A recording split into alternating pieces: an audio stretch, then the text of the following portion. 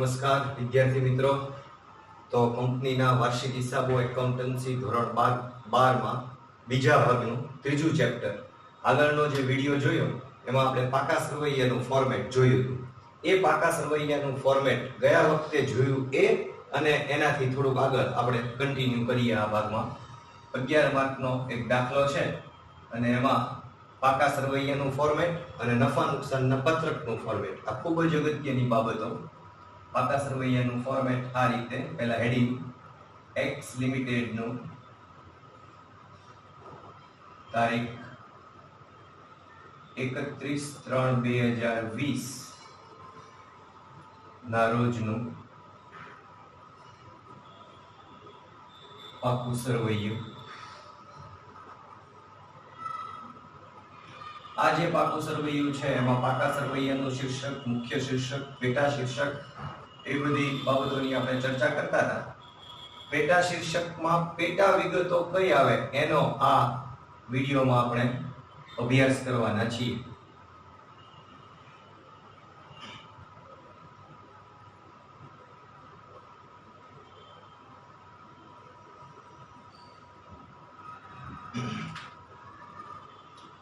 રકમ, આમાં તો નમૂનાનો ફોર્મેટ છે એમાં રકમનો સમાવેશ ઓછો છે એટલે આપણે એ ભાગ થોડો ઓછો રહેવા દઈએ. વિગત, રકમ રૂપિયા અને રકમ રૂપિયા. ગયા વિડીયોમાં જે આપણે પાકા સરવૈયાનું ફોર્મેટ તૈયાર કર્યું એ તો થશે જ, પણ સાથે સાથે બીજી વધારાની વિગતો પણ આમાં આપણે કવર કરવાની છે.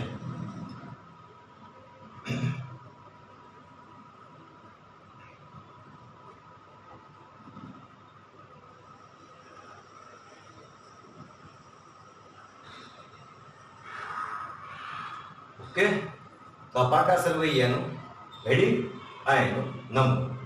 હવે અહીંયા જે હું રોમન આંકડામાં 1 લખું છું આ પાકા સરવૈયાનું શીર્ષક કહેવાય. ઇક્વિટી અને જવાબદારી. આ પાકા સરવૈયાના શીર્ષકમાં 3 મુખ્ય શીર્ષક લઈએ, A, B અને C. તો આ પાકા સરવૈયાના શીર્ષકમાં 3 મુખ્ય શીર્ષકના નામ: શેર હોલ્ડર્સના ભંડોળ. આ મુખ્ય શીર્ષકમાં 2 પેટા શીર્ષક લઈએ, એક શેર મૂડી અને બીજું અનામત અને વધારો. તો હવે આ જે પેટા શીર્ષક લીધું 1 નંબરનું શેર મૂડી અને 2 નંબર અનામત અને વધારો, આ પેટા શીર્ષક નીચે કઈ કઈ વિગતો આવે એવું અહીંયા અગત્યની નોંધ તરીકે લખતો જાઉં છું. અગત્યની નોંધ. અગાઉના વિડીયોમાં આખું પાકું સરવૈયું તૈયાર કર્યું હતું જે તમે ફેરબુકમાં લખી નાખ્યું છે. તો હવે ફેરબુકમાં એ પાકા સરવૈયાની નીચે તમારે અહીંયા અગત્યની નોંધ ત્યાંથી લખવાનું શરૂ કરવાનું છે. હું તો અહીંયા પેરેલલ બંને આ વિડીયોમાં સમજાવતો જાઉં છું, પણ તમે આ ભાગ અગાઉના વિડીયોમાં સમજી ચૂક્યા છો અને એ ભાગ તમે ફેરબુકમાં લખી પણ નાખ્યો હશે. તો હવે આ ભાગ પૂરો થયા પછીની જે નોંધ છે એ લખતા જવાની છે અને આ દાખલા માટેનો સૌથી વધારે અગત્યનો પોઈન્ટ છે. ચાલો, સૌથી પહેલો પોઈન્ટ શેર મૂડી.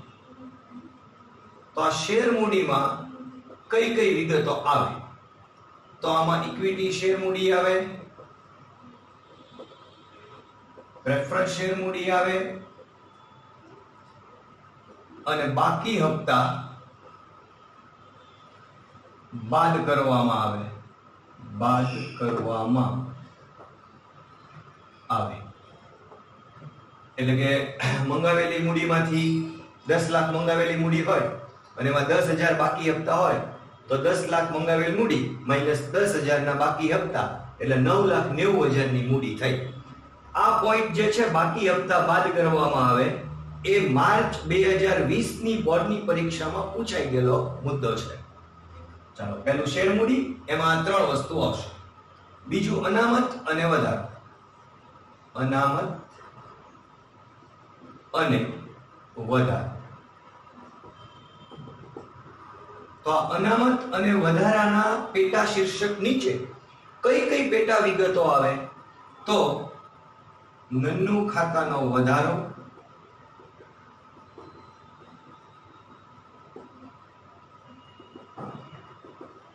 નન્નુ ખાતાની ખોટ અથવા તો નન્નુ ખાતાનો ઘટાડો. જો ઘટાડો હોય તો એ બાદબાકીમાં એટલે કે કૌંસમાં આપણે લખીએ, અને વધારો હોય તો પ્લસમાં. સામાન્ય અનામત આવે,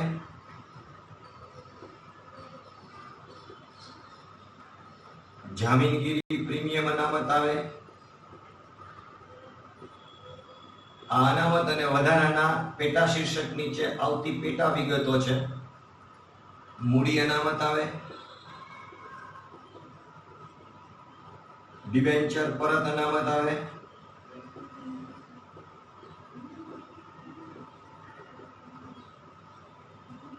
અનામત ભંડોળ આવે.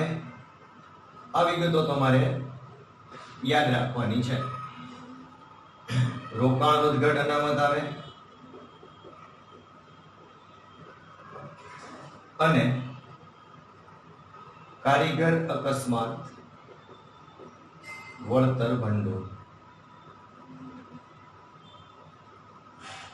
આટલી વિગતો આ અનામત અને વધારાના શીર્ષક નીચે આવી શકે. ડિબેન્ચર પરત અનામત આવે. મેક્સિમમ વિગતો મેં લેવાનો પ્રયત્ન કર્યો છે. આમ છતાં કોઈ વિગત રહી ગઈ હોય તો ટેક્સ્ટ બુકમાં નમૂનો છે જ, તમે એનો અભ્યાસ કરજો. પણ આટલી વિગતો મેક્સિમમ, વધારો ઘટાડો આ બેમાંથી કોઈ પણ એક, વધારો હોય તો પ્લસ, ઘટાડો હોય તો માઇનસ. વધારો એટલે નફો, ઘટાડો એટલે ખોટ. સામાન્ય અનામત, જામીનગીરી પ્રીમિયમ, મૂડી અનામત, ડિબેન્ચર પરત અનામત, અનામત ભંડોળ, રોકાણ વધઘટ અનામત, કારીગર અકસ્માત વળતર ભંડોળ. આ ડિબેન્ચર પરત અનામત 2 વાર લખાઈ ગયું છે, એકવાર આપણે અહીંથી રદ કરી દઈએ. ઓકે, આટલી વિગત અનામત અને વધારામાં આવે.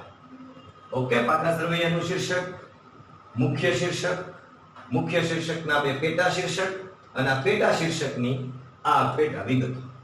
ઓકે, હવે બીજું મુખ્ય શીર્ષક લઈએ, બિનચાલુ જવાબદારી. બિનચાલુ જવાબદારી. તો આ બિનચાલુ જવાબદારી આ મુખ્ય શીર્ષકમાં 3 પેટા શીર્ષક આવશે. એક, લાંબા ગાળાના ઉછીના નાણાં. 2, અન્ય લાંબા ગાળાની જવાબદારી. અન્ય લાંબા ગાળાની જવાબદારી. અને 3, લાંબા ગાળાની જોગવાઈ. અચ્છા, આની રકમો, શેર મૂડીની રકમ પહેલા કોલમમાં, અનામત વધારાની રકમ બીજા કોલમમાં, આ બંનેનો સરવાળો રકમના બીજા કોલમમાં, આ બંને રકમના પહેલા કોલમમાં, પેટા શીર્ષક. અને આ બંને પેટા શીર્ષકની રકમનો સરવાળો રકમના બીજા કોલમમાં. એટલે આને કહેવાય શેર હોલ્ડર્સના ભંડોળ. એમ લાંબા ગાળાના ઉછીના નાણાં અહીંયા આવે, અન્ય લાંબા ગાળાની જવાબદારી, લાંબા ગાળાની જોગવાઈ, અને 3 નો સરવાળો અહીંયા. એટલે આને કહેવાય બિનચાલુ જવાબદારી. હવે આ લાંબા ગાળાના ઉછીના નાણાં એ શીર્ષકની નીચે કઈ વિગત આવે, અન્ય લાંબા ગાળાની જવાબદારીમાં કઈ વિગત આવે અને જોગવાઈમાં કઈ વિગત આવે, એની આપણે અહીંયા પાછી નોંધમાં આગળ વધશું. તો આમ જુઓ ને તો ત્રીજું હેડિંગ થાય. એટલે હું 3 નંબર અહીંયા અલગ આપીશ અને અહીંયા મુખ્ય શીર્ષકની નીચે પેટા શીર્ષક 1, 2, અહીંયા 3, એ રીતે. ઓકે, તો અહીંયા સૌથી પહેલા 3 નંબર, લાંબા ગાળાના ઉછીના નાણાં. લાંબા ગાળાના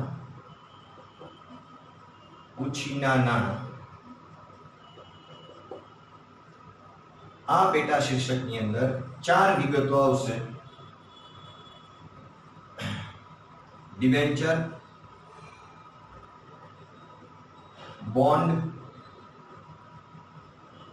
જાહેર થાપણ અને લાંબા ગાળાની કે મુદ્દતી લોન. ઓકે, હવેનું બીજું પેટા શીર્ષક છે અન્ય લાંબા ગાળાની જવાબદારી. તો અહીંયા ક્રમ આવશે ચોથો, અન્ય લાંબા ગાળાની જવાબદારી. આ શીર્ષક નીચે એક ડિબેન્ચર પરત પ્રીમિયમ આવશે અને બીજું પ્રેફરન્સ શેર પરત પ્રીમિયમ. બે જ વિગતો આ પેટા શીર્ષકની નીચે આવશે. હવે પછીનું પેટા શીર્ષક લાંબા ગાળાની જોગવાઈ. તો આ લાંબા ગાળાની જોગવાઈ શીર્ષક અંતર્ગત લાંબા ગાળે ચૂકવવું પડે એવું જે દેવું હોય એના માટે જે તમે જોગવાઈ કરો નફામાંથી, આની નીચે આવે. એમાં પ્રોવિડન્ટ ફંડ આવશે, PF provident fund, gratuity fund, pension fund, કર્મચારી નિવૃત્ત થાય ત્યારે ચૂકવવાની બધી રકમ લાંબા ગાળે, એટલે દર વર્ષે નફામાંથી એના માટે જે જોગવાઈ કરે એ બધાના હેડિંગ છે. કામદાર નફા ભાગ ભંડોળ, કામદાર નફા ભાગ ભંડોળ અને કામદાર બચત ખાતા.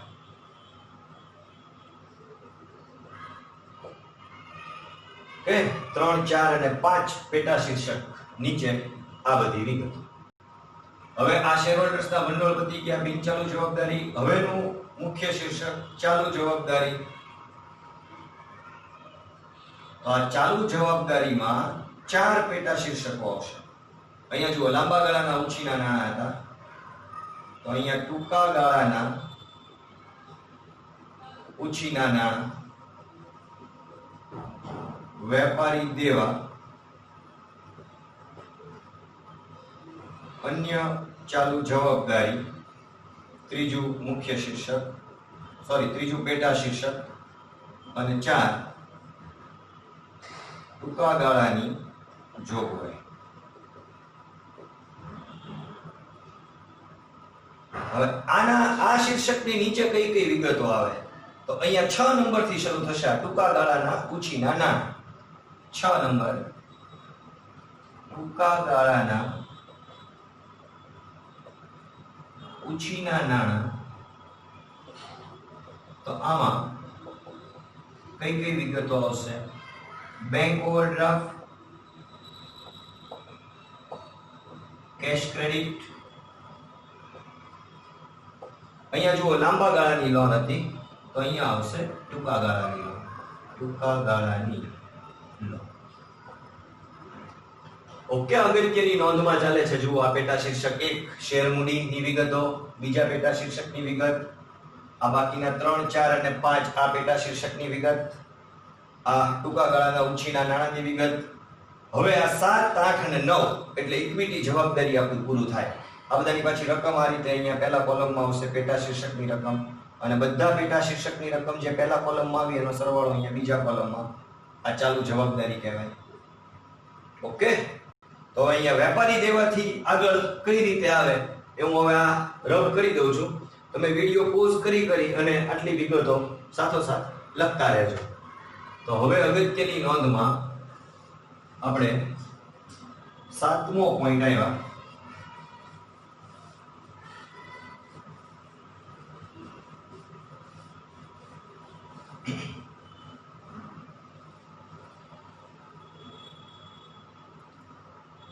સાતમો પોઈન્ટ, વેપારી દેવા. તો આ વેપારી દેવામાં 2 વિગત આવશે, લેણદાર અને દેવી ઊંડી. ઓકે, ચાલો 8મું પેટા શીર્ષક છે અન્ય ચાલુ જવાબદારી. તો આ અન્ય ચાલુ જવાબદારીમાં તમે એવું સમજો ને કે ચૂકવવાના બાકી ખર્ચા અગાઉથી મળેલ આવક. આ આપણું મેઇન થીમ આની છે અન્ય ચાલુ જવાબદારીમાં. ચૂકવવાના બાકી ખર્ચા અને અગાઉથી મળેલ આવક.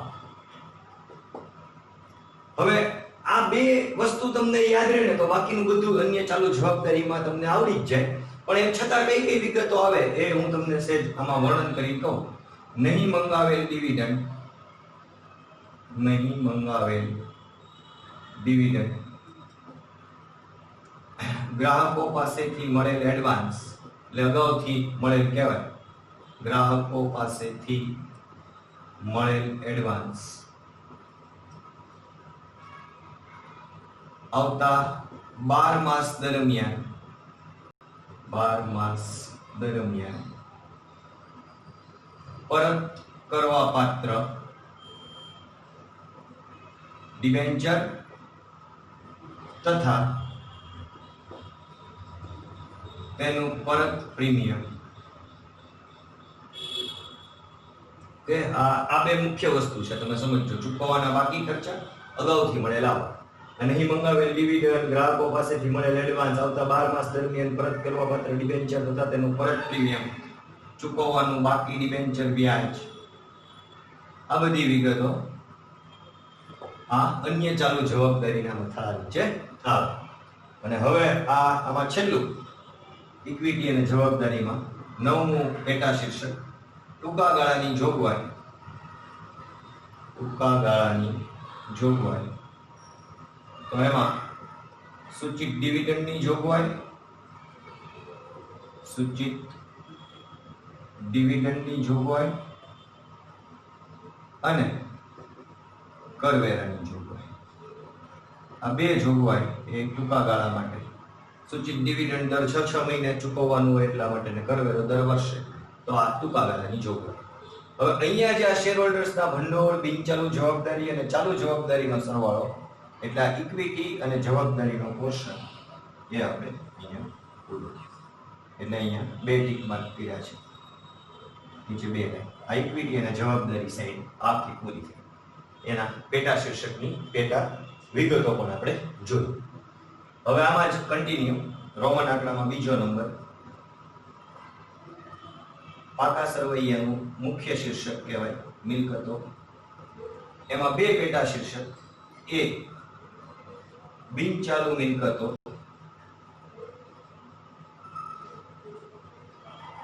તો આ બિનચાલુ મિલકતોમાં આ મુખ્ય શીર્ષક પાકા સરવૈયાનું, આ પાકા સરવૈયાના મુખ્ય શીર્ષકની નીચે આ બે મુખ્ય શીર્ષક, બિનચાલુ મિલકત અને બીજું ચાલુ મિલકત. હવે આ બિનચાલુ મિલકતમાં 5 પેટા શીર્ષક આવશે. કાયમી મિલકતો,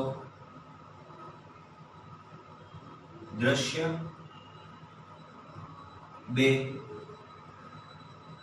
કાયમી મિલકતો અદ્રશ્ય 3, બિનચાલુ રોકાણ 4, લાંબા ગાળાની લોન અને ધિરાણ અને 5, અન્ય બિનચાલુ મિલકતો. અન્ય બિનચાલુ મિલકતો. આ બધાની રકમ અહીંયા પહેલા કોલમમાં આવશે. યસ, બિનચાલુ રોકાણ, લોન, ધિરાણ, અન્ય બિનચાલુ, અને આ બધાનો સરવાળો અહીંયા બીજા કોલમ. હવે આ પેટા શીર્ષક જે છે કાયમી મિલકતો દ્રશ્ય, એ 10મું પેટા શીર્ષક થયું. અને એ 10મા પેટા શીર્ષકની નીચે કઈ વિગત આવશે? તો જમીન, મકાન, પ્લાન્ટ, યંત્રો, ફર્નિચર અને ફિક્સચર્સ, વાહનો, સાધન સરંજામ અને ભાડા પટ્ટાની મિલકતો. ઓકે, આ કાયમી મિલકતો દ્રશ્ય એ પેટા શીર્ષક નીચે આવતી વિગતો. 11મું પેટા શીર્ષક કાયમી મિલકતો અદ્રશ્ય, તો એમાં પાઘડી આવશે, patent, trademark, copyright, licence, software અને ફ્રેન્ચાઇઝી. ઓકે, આ બધી અદ્રશ્ય મિલકતો. બિનચાલુ રોકાણો 12મું પેટા શીર્ષક. બિનચાલુ રોકાણો. તો આ બિનચાલુ રોકાણો આ પેટા શીર્ષક નીચે પ્રોવિડન્ટ ફંડના રોકાણ,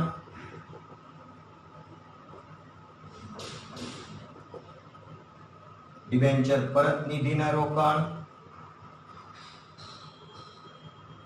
આ બધું તમારે 3-4 વાર લખો એટલે યાદ રહી જશે તમને. ગૌણ કંપનીના શેર કે ડિબેન્ચર. હવે જે લખીએ ને એ આ રીતે લખીએ આપણે. અન્ય કંપનીના શેર કે ડિબેન્ચર,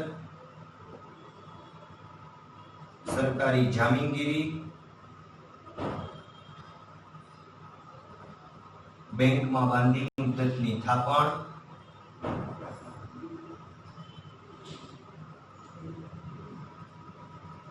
અને મ્યુચ્યુઅલ ફંડના યુનિટ. પણ આ ચારે ચાર જે વિગત લખી અહીંયાથી અન્ય કંપનીના શેર કે ડિબેન્ચર થી લઈ અને આ ચારે ચાર વિગત એ 12 માસ થી વધુ સમય માટે આ એનો સમયગાળો. જો 12 માસથી વધુ સમય માટે સરકારી જામીનગીરીમાં રોકાણ કર્યું હોય, મ્યુચ્યુઅલ ફંડમાં, ફિક્સ ડિપોઝિટમાં, અન્ય કંપનીના શેર કે ડિબેન્ચરમાં, પણ એ રોકાણ 12 માસથી વધુ સમય માટે હોવું જોઈએ, તો એ આ બિનચાલુ રોકાણના હેડિંગ નીચે આવે.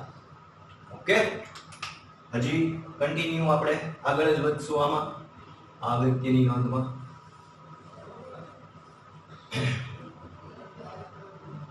એમાં હવે 13મી વિગત છે લાંબા ગાળાની લોન અને ધિરાણ. એ પેટા શીર્ષક નીચે કઈ કઈ વિગતો આવે એ આપણે હવે જોઈએ. 13મું પેટા શીર્ષક લાંબા ગાળાની લોન અને ધિરાણ. આ પેટા શીર્ષક નીચે કઈ કઈ વિગતો આવશે બરાબર સમજો. કર્મચારીને લોન 12 માસથી વધુ સમય, અને બાકીની 3 વિગતો જે આમાં છે ડિપોઝિટ છે. એક ટેલિફોન ડિપોઝિટ, લાંબા ગાળા માટે તમે ધિરાણ કરી દીધું અથવા લોન આપી દીધી. જ્યારે ટેલિફોન તમે કનેક્શન રદ કરી અને ટેલિફોન નું ઇન્સ્ટ્રુમેન્ટ આપો BSNL માં કે જે કોઈ પ્રોવાઈડર હોય, ત્યારે તમને ડિપોઝિટની રકમ પાછી આપે. ત્યાં લાંબા ગાળા માટે લોન ધિરાણ થઈ ગયું. ટેલિફોન ડિપોઝિટ, કસ્ટમ ડિપોઝિટ અને ઇલેક્ટ્રિસિટી ડિપોઝિટ.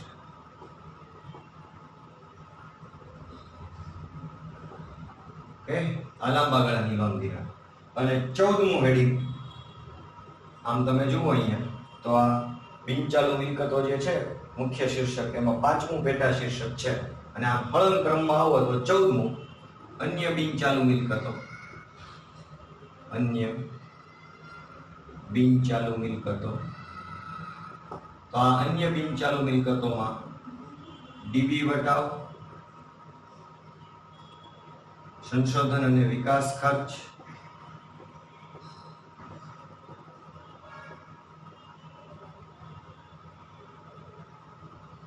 અને જાહેરાત ઝુંબેશ ખર્ચ. પણ આ જે 3 વિગતો આપણે લખીએ છીએ એ 3 વિગતો એ 12 માસ બાદ માંડી વાળવા પાત્ર. 12 માસ પછી જો માંડી વાળવા પાત્રનો ડિબેન્ચર વટાવ હોય આવતા 12 માસ બાદ વાંડી વાળવા પાત્ર ડિબેન્ચર વટાવો આવતા 12 માસ બાદ વાંડી વાળવાનો હોય છે સંશોધન વિકાસ ખર્ચ અને જાહેરાત ઝુંબેશ ખર્ચ. ઓકે, તો હવે આપણે આ મિલકતોમાં આ બિનચાલુ મિલકતોનું હેડિંગ પૂરું કર્યું.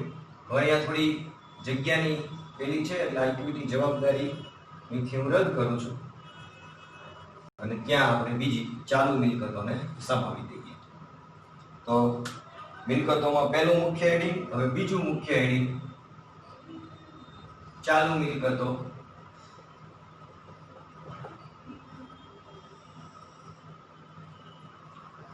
અને આ ચાલુ મિલકતોમાં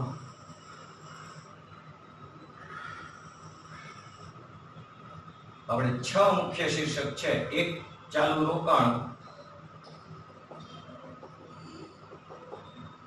2 માલ સામગ્રી, 3 વેપારી લેણા, 4 રોકડ અને રોકડ સમકક્ષ, રોકડ અને રોકડ સમકક્ષ, 5 ટૂંકા ગાળાની લોન ને ધિરાણ, ટૂંકા ગાળાની લોન ને ધિરાણ, અને છેલ્લે અન્ય ચાલુ મિલકત, અન્ય ચાલુ મિલકત. ચાલુ રોકાણ, માલ સામગ્રી, વેપારી લેણા, બધા પેટા શીર્ષકની રકમ પહેલા કોલમમાં, સરવાળો અહીંયા બીજા કોલમમાં. આ પાકું સરવૈયું મિલકતો સાઈડ પૂરું એટલે અહીંયા સરવાળામાં 2 કોલમ. ઓકે, હવે આપણે 15મી આ પેટા શીર્ષકથી લખવાનું શરૂ કરીએ. તો ચાલુ રોકાણ.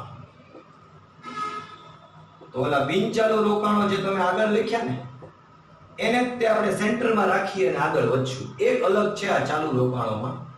તો ચાલુ રોકાણોમાં એક તમે લખો વેચાણ પાત્ર જામીન, વેચાણ પાત્ર જામીન. આ એક તમારે અલગ લખવાનું છે. હવે 3 વિગતો ખૂબ જ અગત્યની છે. એક સરકારી જામીનગીરી,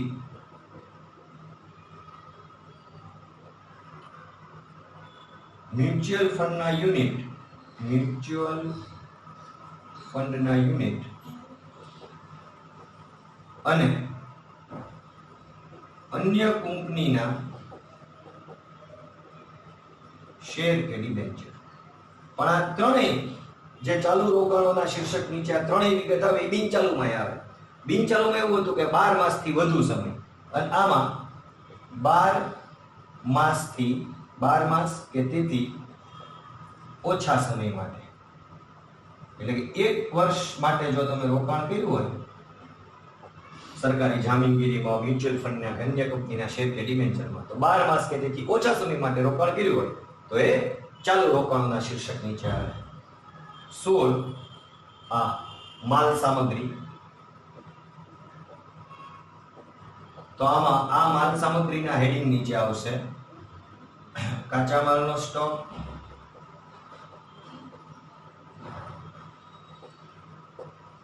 અર્ધ તૈયાર માલનો સ્ટોક,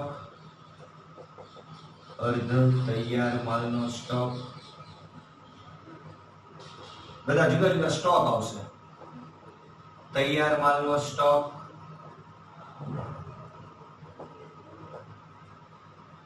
વેપાર માટેનો સ્ટોક,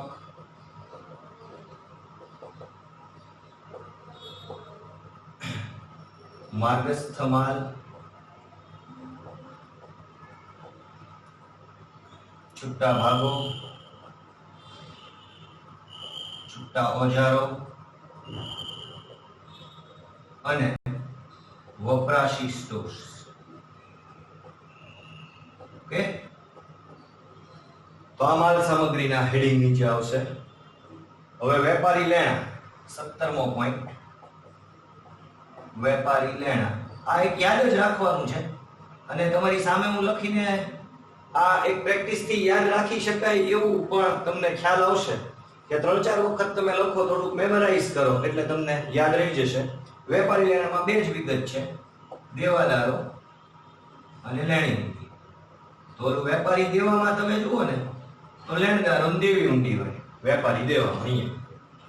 ઓકે, 18મી વિગત રોકડ અને રોકડ સમકક્ષ. હવે બહુ ઓછી વિગતો છે.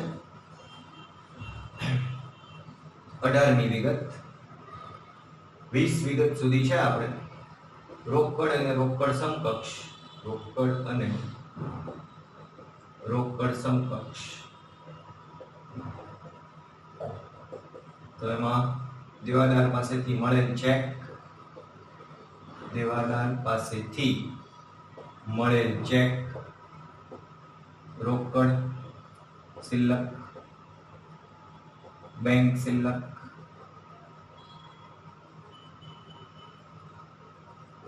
હાથ પર ડ્રાફ્ટ, ચેક ડ્રાફ્ટ.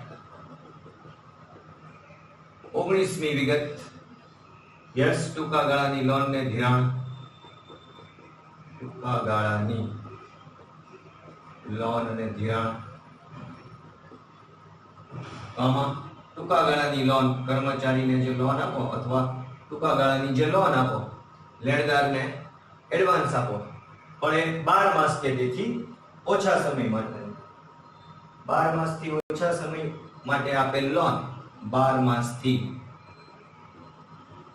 ઓછા સમય માટે આપેલ લોન અને વેપારી પાસેથી મળેલ એડવાન્સ, પણ 12 માસથી ઓછા સમય માટે વેપારી પાસેથી મળેલ એડવાન્સ, પણ એનો સમયગાળો 12 માસ. અને હવે લાસ્ટ પોઈન્ટ છે 20મી વિગત, સૌથી છેલ્લી. એ સાથે જ આપણું આ આજનો વિડિયો લેક્ચર ખાલી મેં લખ્યું, તમે જોયું એવું જ થયું, કારણ કે મેમરી બેઝ જ છે. આખી વસ્તુ તમારે યાદ જ રાખવાની, એમાં કોઈ બીજો વિકલ્પ જ નથી. તો અન્ય ચાલુ મિલકતોમાં કેમ ઓલું આપણે અહીંયા અન્ય ચાલુ જવાબદારી હતી, એમ અન્ય ચાલુ મિલકતો. તો એમાં મળવાની બાકી આવક, મળવાની બાકી આવક, અગાઉથી ચૂકવેલ ખર્ચ, અગાઉથી ચૂકવેલ ખર્ચ. અને હવે 3 જ વિગત છે: ડીબી વટાવ, સંશોધન અને વિકાસ ખર્ચ. આપણે ખબર છે બિનચાલુ, અન્ય બિનચાલુ મિલકતમાં હતું, પણ એમાં 12 માસથી વધુ સમય માટે માંડી વાળવા પાત્ર હતું જાહેર ઝુંબેશ ખર્ચ. પણ અહીંયા 12 માસ કે તેથી ઓછા સમયમાં માંડી વાળવાનું હોય, 12 માસ દરમિયાન માંડી વાળવા પાત્ર હોય. આ 3માં એવું લખવાનું, 12 માસ દરમિયાન માંડી વાળવા પાત્ર. તો ગયા લેક્ચરમાં જે આપણે પેટા શીર્ષક શીખ્યા, ઈ તો આમાં પાછા શીખ્યા જ તે, પણ ઈ પેટા શીર્ષકની સાથે પેટા વિગતો તમે ક્રમબદ્ધ જુઓ તો આ 20 પેટા વિગતો તમારે બરોબર મેમરાઇઝ કરવી જ પડે. અને આમાં શું છે કે તમે આ જુઓ તો તમને એમ લાગે સાહેબ આટલું બધું કેમ યાદ રહેશે, પણ આ પેટા શીર્ષક નીચે આ જ વિગત આવે એની પ્રેક્ટિસ માટે લગભગ તમને ટેક્સ્ટ બુકમાં આવી 100 થી 150 બાકી આપેલી છે. ખાલી બાકી લખેલી હોય, આ મળવાનું બાકી આવક ક્યાં આવે, તો તમારે આ રીતે લખવાનું કે મળવાની બાકી આવક પાકા સરવૈયામાં મિલકતો બાજુ, ચાલુ મિલકતના મુખ્ય શીર્ષક નીચે, અન્ય ચાલુ મિલકતના પેટા શીર્ષક નીચે આવે. બરાબર? એટલે 4 કોલમ બને. આ મળવાની બાકી આવે કે પ્રશ્નનો કોલમ, પછી પાકા સરવૈયાનું શીર્ષક તો કે મિલકતો, મુખ્ય શીર્ષક તો કે ચાલુ મિલકતો, અને એનું પેટા શીર્ષક તો કે અન્ય ચાલુ મિલકતો. એમ તમને પૂછ્યું હોય કે ભાઈ આ રોકડ શિલ્લક ક્યાં આવે, તો એ રીતે તમારે જે મેં આ કીધું અન્ય ચાલુ મિલકતો ની નીચે એમાં રોકડ ને રોકડ સમકક્ષની નીચે આવે.